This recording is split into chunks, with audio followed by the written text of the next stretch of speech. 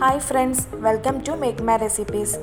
ഇന്ന് നമ്മൾ ഉണ്ടാക്കാൻ പോകുന്നത് തന്തൂരോ ഓവനോ ഒന്നും ഇല്ലാതെ കൊണ്ട് തന്നെ നല്ല പെർഫെക്റ്റ് ആയിട്ട് സ്റ്റൗ ടോപ്പിൽ ഉണ്ടാക്കുന്ന ബട്ടർ നാനാണ്. അപ്പം നമുക്ക് റെസിപ്പിയിലേക്ക് പോവാം. നാൻ ഉണ്ടാക്കാനായിട്ട് ഞാനിപ്പോൾ ഇവിടെ എടുത്തിരിക്കുന്നത് 2 കപ്പ് മൈദയാണ്. ആദ്യം തന്നെ നമുക്കിതിലേക്ക് ആവശ്യത്തിനുള്ള ഉപ്പ് നമുക്ക് ചേർത്ത് കൊടുക്കാം.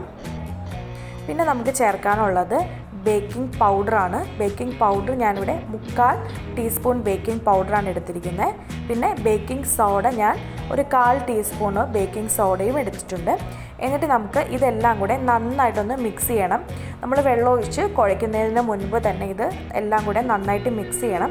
എങ്കിലാണ് നമുക്കിത് പെർഫെക്റ്റായിട്ട് എല്ലായിടത്തും കറക്റ്റായിട്ട് ബേക്കിംഗ് സോഡയും ബേക്കിംഗ് പൗഡറൊക്കെ കറക്റ്റായിട്ട് ഈക്വലായിട്ട് എത്തത്തുള്ളൂ. അപ്പോൾ അതിന് വേണ്ടിയിട്ട് ഡ്രൈ ആയിട്ട് തന്നെ നമ്മൾ നന്നായിട്ട് മിക്സ് ചെയ്യുക. നമുക്ക് ചേർത്ത് കൊടുക്കാനുള്ളത് ഒരു 1/4 കപ്പ് തൈരാണ്. അധികം പുളിയില്ലാത്ത തൈര് വേണം എടുക്കാനായിട്ട്. പിന്നെ നമ്മളിത് കുഴച്ചെടുക്കുന്നത് പാലിലാണ് കുഴയ്ക്കുന്നത്.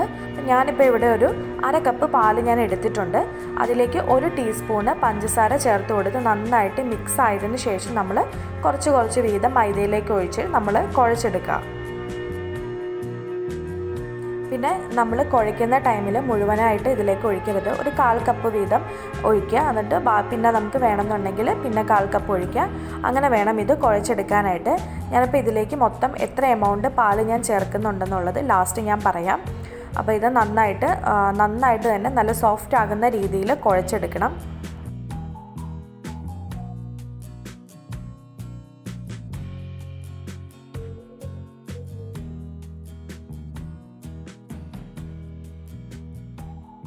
ഇതിപ്പോൾ ഇവിടെ ഞാൻ നന്നായിട്ട് കുഴച്ചെടുത്തിട്ടുണ്ട്. ഇതിലേക്ക് ഞാൻ 1/2 കപ്പും 2 ടേബിൾ സ്പൂൺ പാലുമാണ് ഞാൻ ഇതിലേക്ക് ചേർത്തിരിക്കുന്നത്.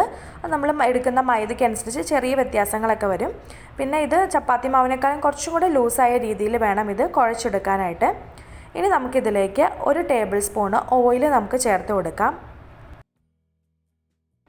ഓയിൽ ചേർത്ത് കൊടുത്തതിന് ശേഷം നമുക്ക് ഈ മാവ് നന്നായിട്ട് ഇത് സോഫ്റ്റ് ആകുന്ന രീതിയിൽ നമ്മൾക്കിത് കുഴച്ചെടുക്കണം. ഞാനിപ്പോൾ ഇത് കൗണ്ടർ ടോപ്പിലിട്ടിട്ടാണ് നന്നായിട്ട് കുഴച്ചെടുക്കുന്നത്. നമ്മളിങ്ങനെ മാവിലിങ്ങനെ ഞെക്കുമ്പോൾ ഉള്ളിലേക്ക് പോകുന്ന രീതിയിൽ നല്ല സോഫ്റ്റായിട്ട് കുഴയ്ക്കണം. എന്നാലാണ് നാൻ നമുക്ക് നല്ല സോഫ്റ്റായിട്ട് നല്ല പെർഫെക്റ്റായിട്ട് നമുക്ക് കിട്ടത്തുള്ളൂ.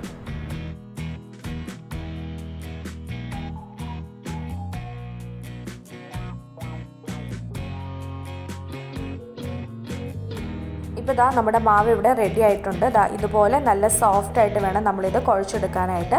എന്നിട്ട് നമുക്ക് കുറച്ച് ഓയിലൊന്ന് ജസ്റ്റ് മുകളിലൊന്ന് സ്പ്രെഡ് ചെയ്ത് കൊടുത്തിട്ട് നമുക്കൊരു 10 മിനിറ്റ് ഒന്ന് റെസ്റ്റ് ചെയ്യാനായിട്ട് വെക്കാം. അരമണിക്കൂറൊക്കെ റെസ്റ്റ് ചെയ്യാൻ വെക്കാൻ പറ്റുകയാണെന്നുണ്ടെങ്കിൽ അത് ഏറ്റവും നല്ലത്. ഞാനിപ്പോൾ ഒരു അരമണിക്കൂർ ഇവിടെ വെക്കുന്നുണ്ട്. അരമണിക്കൂർ ഒന്ന് റെസ്റ്റ് ചെയ്തതിന് ശേഷം നമുക്കിത് പയ്യെ പരത്തിയെടുക്കാം. ആ ഒരു ടൈമും കൊണ്ട് നമുക്കിതിൻ്റെ മുകളിൽ സ്പ്രെഡ് ചെയ്യേണ്ട ബട്ടറിൻ്റെ മിക്സ് റെഡിയാക്കാം. അതിനായിട്ട് 2 ടേബിൾ സ്പൂൺ ബട്ടറാണ് ഞാൻ എടുത്തിരിക്കുന്നത്.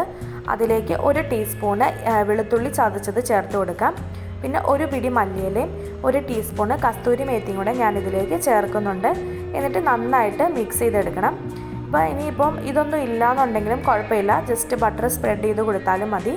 ഞാനിപ്പോൾ ഇവിടെ സാൾട്ടഡ് ബട്ടറാണ് എടുത്തിരിക്കുന്നത്. ഞാൻ സാൾട്ടഡാണ് എടുത്തിരിക്കുന്നതെങ്കിൽ കുറച്ച് ഉപ്പ് കൂടി ചേർത്തിട്ട് നന്നായിട്ട് മിക്സ് ചെയ്ത് മാറ്റി വയ്ക്കുക.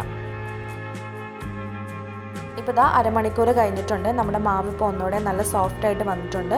ഇനി ഒന്നുകൂടെ നമുക്ക് ജസ്റ്റ് ഇതൊന്ന് കൗണ്ടർ ടോപ്പിലിട്ട് ഒന്നുകൂടെ ഒന്ന് നന്നായിട്ട് മിക്സ് ചെയ്തെടുക്കാം.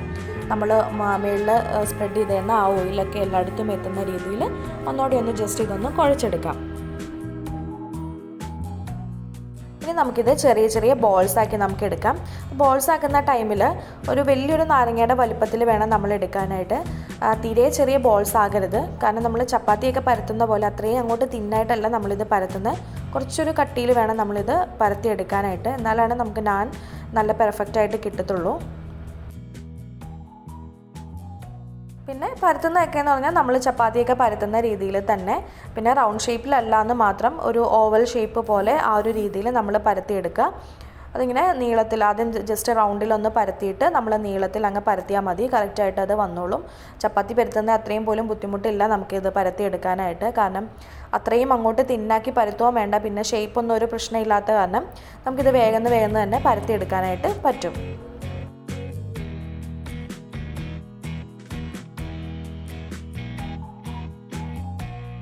പിന്നെ നമ്മളിത് പരത്തുമ്പോൾ നമ്മൾ ഉപയോഗിക്കുന്ന പാത്രത്തിനനുസരിച്ച് വേണം നമ്മൾ പരത്താൻ. ആ ഒരു വലിപ്പത്തിൽ അതായത് കണ്ടില്ലേ, ഈ ഒരു തിക്നെസ്സിലാണ് ഞാനിത് പരത്തിയെടുത്തിരിക്കുന്നത്. തീരെ നൈസായിട്ടല്ല ഞാൻ പരത്തിയെടുത്തേക്കുന്നത്. അപ്പോൾ അത് ഒന്ന് ശ്രദ്ധിക്കുക. അതിനുശേഷം നമ്മൾ ചെയ്യേണ്ടത്, ഇതിൻ്റെ ഒരു വശത്ത് നമ്മൾ കുറച്ച് വെള്ളം ഇതുപോലെ സ്പ്രെഡ് ചെയ്ത് കൊടുക്കണം. ഇതുപോലെ ഒത്തിരി വെള്ളമൊന്നും വേണ്ട, ജസ്റ്റ് അതൊന്ന് നനച്ച് കൊടുക്കുക. ഒരുപാട് വെള്ളമായി കഴിഞ്ഞ് നമുക്ക് പാത്രത്തിൽ നിന്ന് വിട്ടു പോരാനായിട്ട് പാടായിരിക്കും. അപ്പോൾ ജസ്റ്റ് ഇതൊന്ന് സ്പ്രെഡ് ചെയ്ത് കൊടുത്തതിന് ശേഷം ഇതുപോലെ സ്റ്റീലിൻ്റെയോ അല്ലെങ്കിൽ അലൂമിനിയത്തിൻ്റെയോ എന്തെങ്കിലും ഒരു പാത്രം യൂസ് ചെയ്യുക. എന്നിട്ട് അതിലേക്ക് ആ വെള്ളം തേച്ച് കൊടുത്ത ഭാഗം അടിയിലാകുന്ന രീതിയിൽ നമ്മൾ വെച്ച് കൊടുക്കുക. നോൺ സ്റ്റിക്ക് ഉപയോഗിക്കരുത്. നോൺ സ്റ്റിക്കിലാകുമ്പോൾ ഇത് ഒട്ടിപ്പിടിക്കില്ല. ഒന്നെങ്കിൽ അലൂമിനിയം അല്ലെങ്കിൽ സ്റ്റീൽ, അതിലേതെങ്കിലും ഉപയോഗിച്ചിട്ട് ഇതുപോലെ വെച്ച് കൊടുക്കുക. എന്നിട്ട് നമ്മൾ ഹൈ ഫ്ലെയിമിൽ തന്നെ ഇട്ട് കൊടുക്കുക. ഹൈ ഫ്ലെയിമിൽ ഇട്ട് തന്നെ വേണം നമ്മളിത് കുക്ക് ചെയ്യാനായിട്ട്. എന്നാലാണ് ഇതുപോലെ ഇങ്ങനെ പൊങ്ങി പൊങ്ങി ഇങ്ങനെ കൊമള പോലെ വരത്തുള്ളൂ.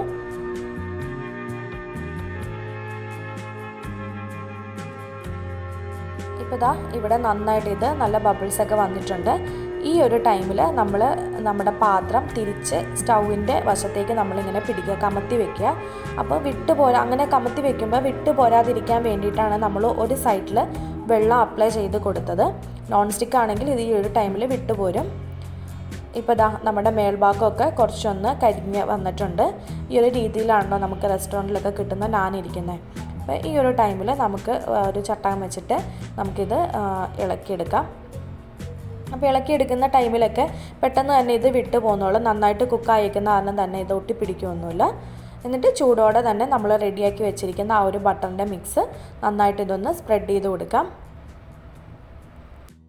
ദാ ഇത്രയേ ഉള്ളൂ നമ്മുടെ പരിപാടി. നമ്മുടെ നാൻ ഇവിടെ റെഡി ആയിട്ടുണ്ട്.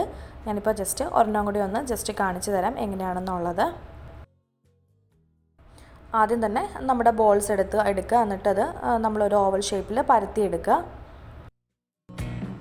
ഇപ്പോൾ ദാ ഇവിടെ പരത്തി എടുത്തിട്ടുണ്ട്. ഇനി നമുക്ക് ഒരു സൈഡിൽ നമ്മൾ വെള്ളം അപ്ലൈ ചെയ്ത് കൊടുക്കുക.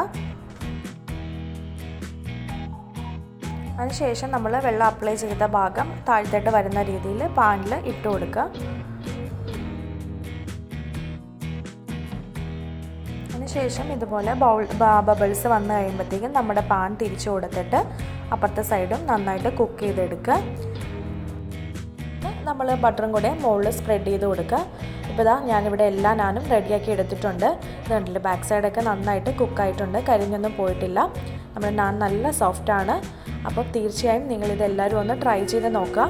ഇപ്പോഴത്തെ ഒരു സിറ്റുവേഷനിൽ നമുക്കങ്ങനെ പുറത്തൊന്നും പോയി അങ്ങനെ കഴിക്കാൻ പറ്റുന്ന ഒരു സിറ്റുവേഷൻ അല്ലല്ലോ.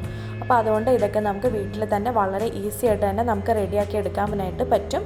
അപ്പോൾ എല്ലാവരും ട്രൈ ചെയ്ത് നോക്കിയിട്ട് അഭിപ്രായങ്ങൾ പറയുക. പിന്നെ വീഡിയോ ഇഷ്ടപ്പെടുകയാണെന്നുണ്ടെങ്കിൽ ലൈക്ക് ചെയ്യാനും ഷെയർ ചെയ്യാനും മറക്കരുത്. പിന്നെ ചാനൽ സബ്സ്ക്രൈബ് ചെയ്യാനായിട്ട് ആരും മറക്കരുത്. സബ്സ്ക്രൈബ് ബട്ടൻ്റെ അടുത്ത് തന്നെ ഒരു ബെൽ ബട്ടൺ കൂടിയുണ്ട്, അതുകൂടി എനേബിൾ ചെയ്തിടുക.